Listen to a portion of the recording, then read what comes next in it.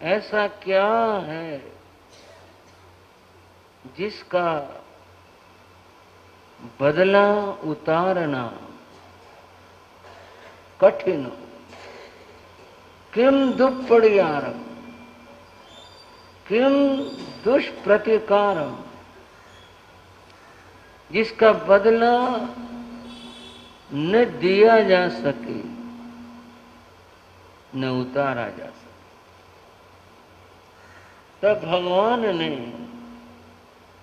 3 बातें बताई, याद आ गया होगा आपको। वो बताई भगवान ने, अम्मा पीऊणो भट्टियस्य धम्माइरियस्य। पहला बोल और पहली बात प्रभु ने कही, माता पिता के उपकार का बदला व्यक्ति सहज में आसानी से चुका नहीं सकता। माता पिता का उपकार बदला, उसकी ऐसी क्या बात है, ये मैं आपको बता रहा था। पहली चर्चा में यहां अम्मा यानी माता शब्द आया, उसके बारे में कुछ बातें की। एक बहुत अच्छा प्रश्न आया। प्रश्न ये आया कि माता के विषय को लेकर समय समय पर संत मुनिराज सुनाते रहते, परंतु पिता के बारे में नहीं सुनाते। जबकि उपकार तो दोनों का, अम्मा प्यूणो ये शब्द है, माता और पिता। क्या पिता का उपकार नहीं होता? कुछ ज्यादा क्यों नहीं कहा जाता? बंधु, आज उसी की बात करते हैं, उसी से मतलब पिता की बात करते हैं। पिता का भारतीय संस्कृति में, भारतीय चिंतन में कितना महत्व है। कहा गया, मातृदेवो भव, पितृदेवो भव, अतिथि देवो भव। इन 3 को देव या देवता माना गया। माता देव के स्वरूप है, पिता देव स्वरूप है, और अतिथि देव स्वरूप है। तो ये बात तो नहीं कह सकते कि भी माता का महत्व ज्यादा है और पिता का महत्व नहीं है। अपने अपने स्थान पर दोनों का महत्व है, माता का भी और पिता का। बंधु, पिता के संबंध में और भी कहा गया, देवतमे पिता महत्। पिता महान देव है।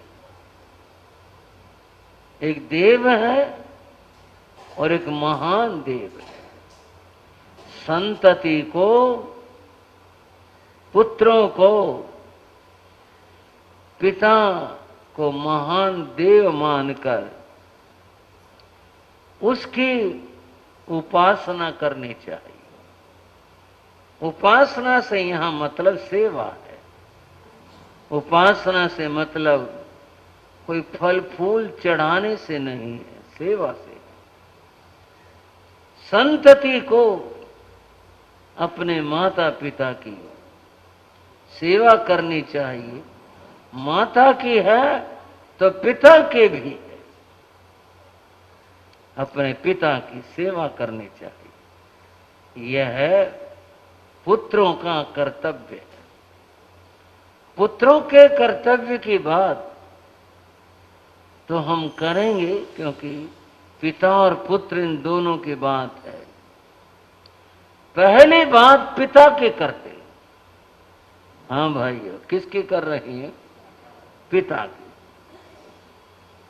संस्कृत भाषा में और हिंदी भाषा में पिता शब्द है। पिता शब्द का अर्थ क्या होता है?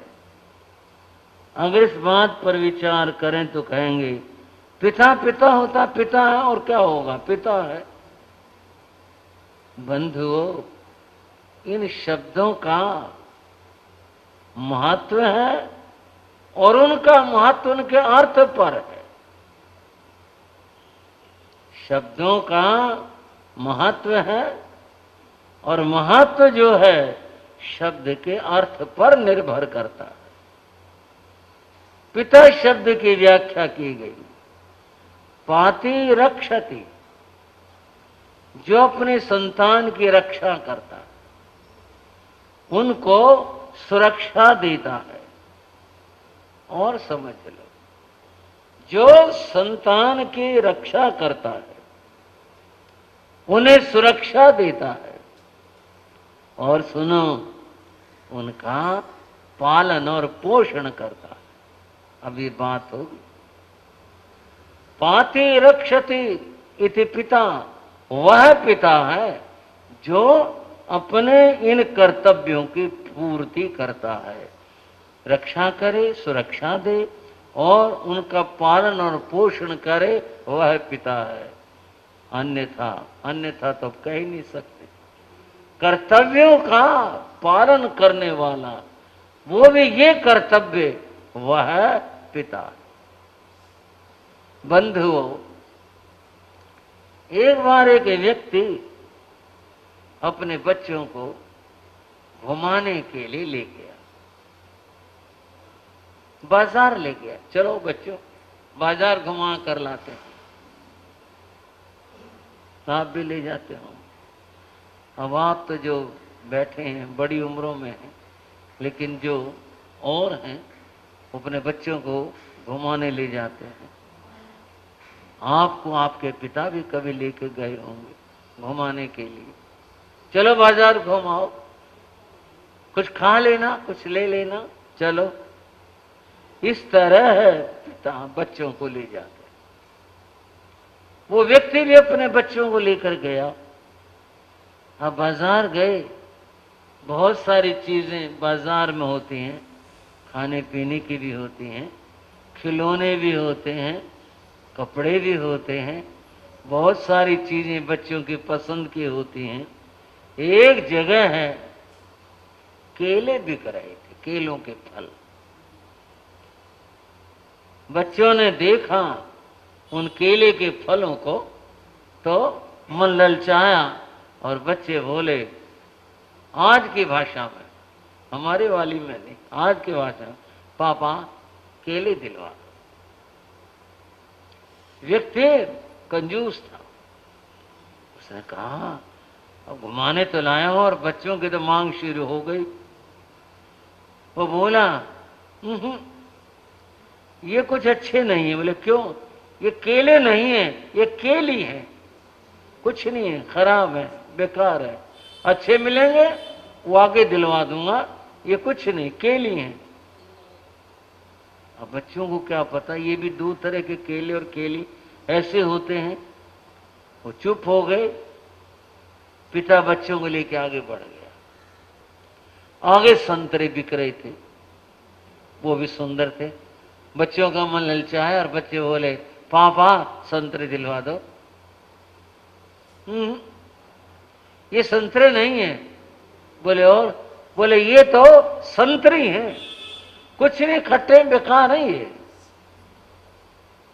अब बच्चों को क्या पता, चुप हो गए और आगे गए। आगे कोई और फल था, उसके बारे में भी पिता यही बोला। बच्चों ने देख लिया पिताजी को दिलवा नहीं रहे। चलो बाजार घूम लिए, वापस की बात आई। पिता ने कहा बच्चों चलो घर खाना खाएंगे, यहाँ कुछ अच्छा नहीं बिक रहा, आओ चलो घर चलते। बच्चे अकड़ गए, बोले हम तो घर नहीं जाते। बोले क्यों? बोले नहीं हम नहीं जाते। क्या बात है? बोले तुम कोई पापा हो? तुम तो पापी हो, तुम्हारे साथ नहीं जाते हम।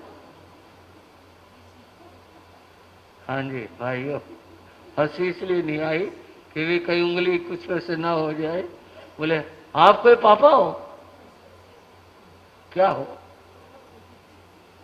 आप तो पापी हो, हम नहीं जाते आपके साथ। जो अपने कर्तव्यों की पूर्ति न करे, अब बात कर रहा हूं,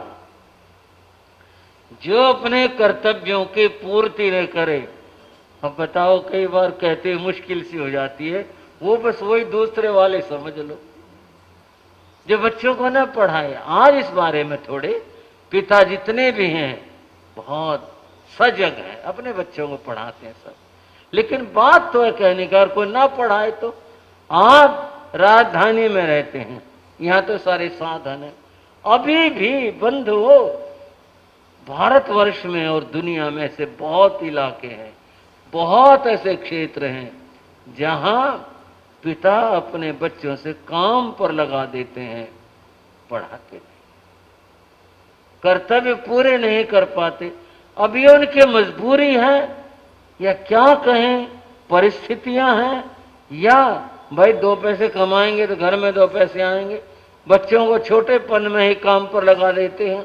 हालांकि बाल मजदूरी सरकार की ओर से निषिद्ध है, बच्चों से काम नहीं करवा सकते, फिर भी बाल मजदूर रखे जाते हैं, फैक्ट्रियों में रखते हैं, छिपा करके रखते हैं और 100 तरीके लोग निकाल लेते हैं।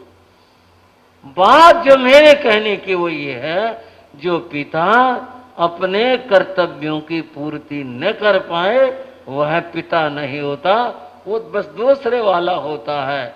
अर्थात पिता का फर्ज और कर्तव्य है कि वह अपने बच्चों को शिक्षा दे, उनके उचित भरण पोषण का ख्याल रखे ताकि बच्चे कुपोषण का शिकार न हो, इस बात का ख्याल रखे, इस बात का ध्यान रखे। मैं एक बात कर रहा था शब्द की, पिता शब्द का मैंने अर्थ बताया पाति रक्षति, जो रक्षा करता है, सुरक्षा देता है और अपने बच्चों का उचित भरण पोषण करता है, वो पिता है। अब थोड़ी सी बारी आपकी कह रहा हूं, और किसी अर्थ में नहीं, सहज में। पिता शब्द का तो ये अर्थ है जो मैंने बताया। मास्टर जी थोड़ी सी आपसे बात कर, पिता शब्द का ये अर्थ है संस्कृत भाषा में, वहां का ये शब्द है और इसका अर्थ ये बताया जो भरण पोषण रक्षा करने वाला वो पिता होता है। और आप बताएंगे पापा, डैडी और डैड, इनके क्या अर्थ है? मैं तो अंग्रेजी जानता नहीं, आप बता दें इनके क्या अर्थ होता है। डैडी का क्या अर्थ होता है? और अब तो डैडी सीधा बोलते हैं, डैड बोलते हैं। इन शब्दों के क्या अर्थ है? कुछ नहीं पता, नहीं कहां से ये शब्द आते। मैं कह रहा था कि जो शब्द है ना, उसके पीछे जो अर्थ है, आस्था और बात वहां से होती है। इन शब्दों के कुछ अर्थ नहीं है किसी बात का। डैडी का और डैड का मैं तो कई बार बात करी, मुझे तो कोई बता नहीं पाया जिनके ये अर्थ होते अंग्रेजी में। होगा कुछ अंग्रेजी में होता होगा, इस बात का ख्याल नहीं हुआ। बंधुओं, जो पिता शब्द है अर्थ उसका है, और वो मैंने आपको बताया उसका क्या अर्थ और कैसे अर्थ है।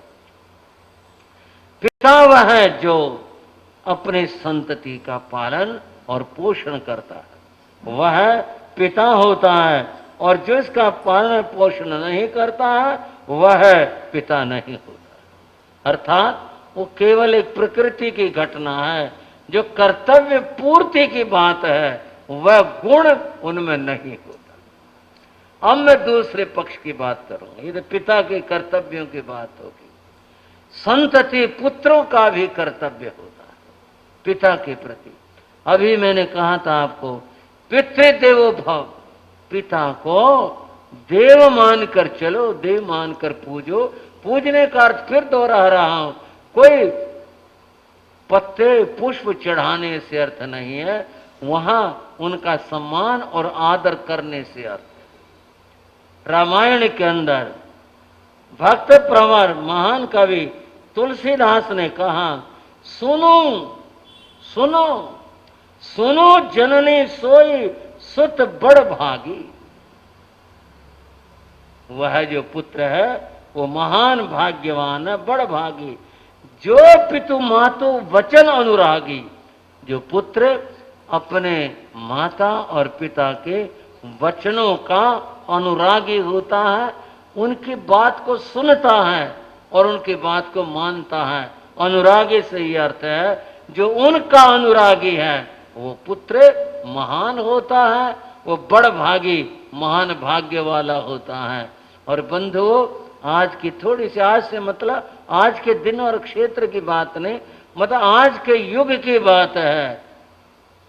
माता पिता की बात सुनने को तैयार नहीं। बेटा मेरी दवाइयां नहीं, हर वक्त ये बोलते रहते हो, सुनने के लिए तैयार नहीं पिता की बात को, जरा सी बात को सुनने के लिए तैयार नहीं। बंद हो, फिर ये बड़ भाग्य बात कैसे पूरी हो? महान भाग्यवान सब बनना चाहते हैं, लेकिन भाग्यवान बनने के लिए कुछ जीवन में हो तो सही, जो माता पिता के वचनों का अनुरागी हो, तभी तो बड़ भाग्य बनेंगे। और अनुरागी होने, कहना माने नहीं, बात सुने नहीं, पुकारे जाने पर भी झिड़क करके पढ़ते हैं, ऐसे हैं बंधुओं, फिर ये भाग्य आएगा कहां से? फिर तो पुकार ही पुकार करे जाओ, कैसे बात बनेगी? माता पिता के वचनों को सुनना चाहिए। मैंने एक कहानी पढ़ी, कहानी कहूं, किसी के जीवन की घटना है, और किसी के जीवन की घटना क्या, चाणक्य की घटना है। महान विद्वान ज्ञानी आचार्य चाणक्य, भारतवर्ष का एक बड़ा प्रसिद्ध महान विद्वान। चाणक्य छोटा था। अब शरीर की अपनी अपनी रचनाएं होती हैं। चाणक्य के बचपन में, छोटेपन में कुछ दांत रहे होंगे टेढ़े मेढ़े, अंदर बाहर कुछ ऐसे रहे होंगे।